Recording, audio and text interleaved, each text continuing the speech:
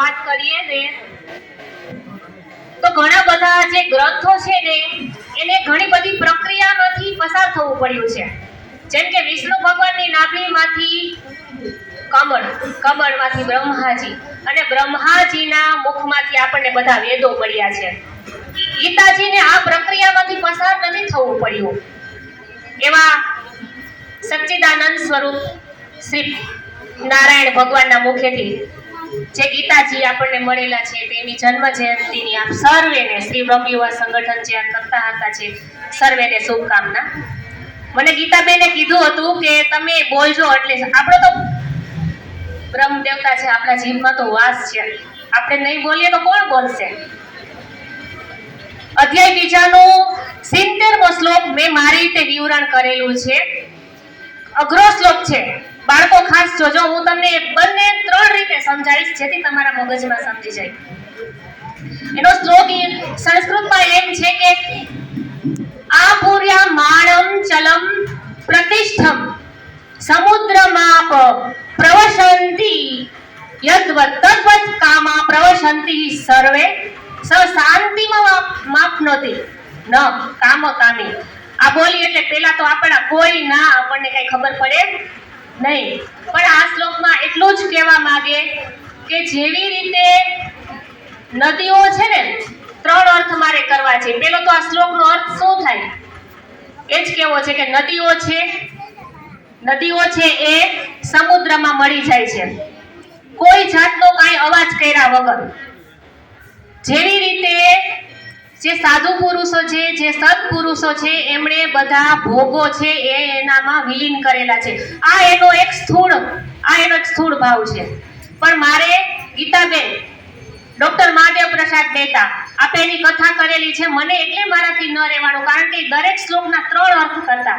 અમારા કાશ્મીરી બાપુની એમને 11 કથાઓ કરેલી હતી. દરેક શ્લોકના 3 અર્થ કરતા. એક સ્થૂળ અર્થ મેં તમને કીધો, એક સૂક્ષ્મ અર્થ અને એક વૈજ્ઞાનિક અર્થ. વૈજ્ઞાનિક અર્થ તમને હું કહી દઉં, પછી હું તમને સૂક્ષ્મ અર્થ કહીશ. વૈજ્ઞાનિક અર્થ એવો જ છે કે નદીઓ છે ક્યાંથી ઉત્પન્ન થાય? સમુદ્રમાંથી જ ઉત્પન્ન થાય ને. એનું પાણીનું બાષ્પીભવન થાય, બાષ્પીભવનની વરાળ બંધાય અને વરાળથી મેઘ વરસાદ રૂપે નીચે આવે અને આપણને નદી મળે. તો આ નદીઓ સમુદ્રમાં મળે. આ બરોબર, આ એનો અર્થ થયો.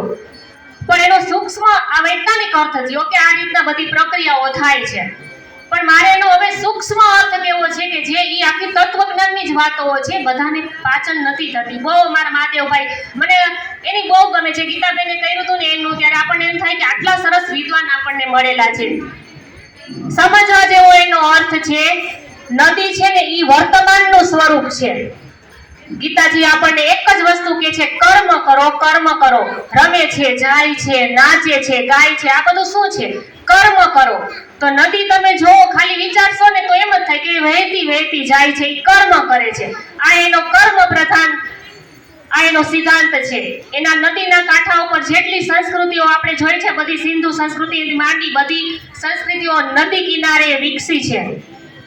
આપણને આ જ વસ્તુ કહે છે કે આપણે આ જ રીતના કર્મ કરવું જોઈએ.